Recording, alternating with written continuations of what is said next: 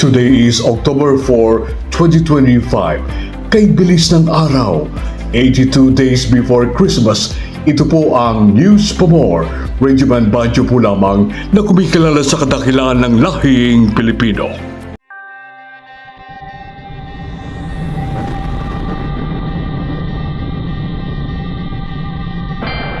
Patuloy ang pag-ikot ni PBBM sa mga nasalanta ng mga bagyong nagdaan.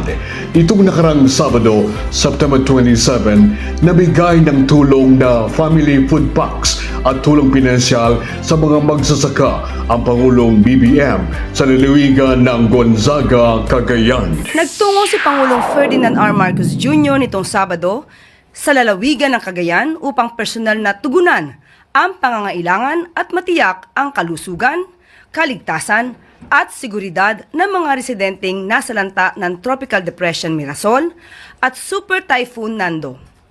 May financial assistance rin na ipinaabot ang Pangulo mula sa DSWD na tig 20 million pesos para sa lalawigan ng La Union, Pangasinan at Cagayan.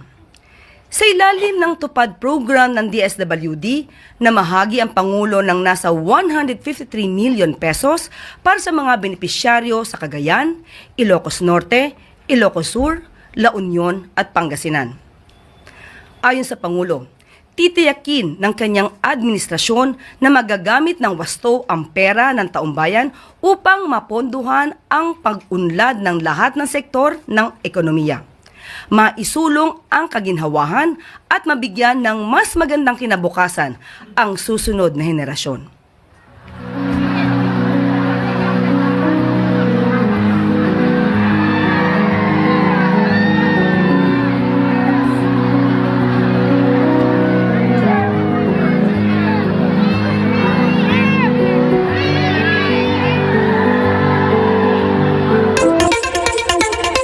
Nandito po kami upang mabigyan ng tulong ang ating mga magsasaka na tinamaan ng bagyong Nando.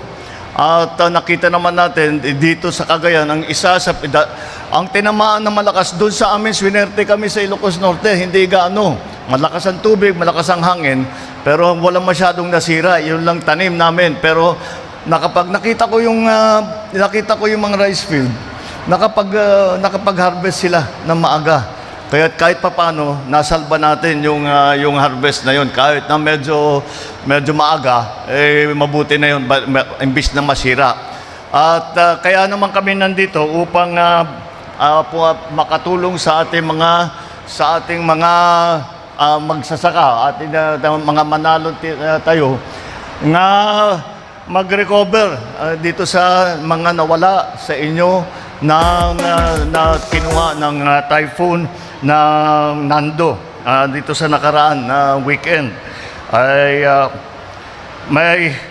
marami po tayong naging biktima at marami po tayong kailangan na tulungan dahil po wala tayong magagawa. Nagbabago talaga ang panahon.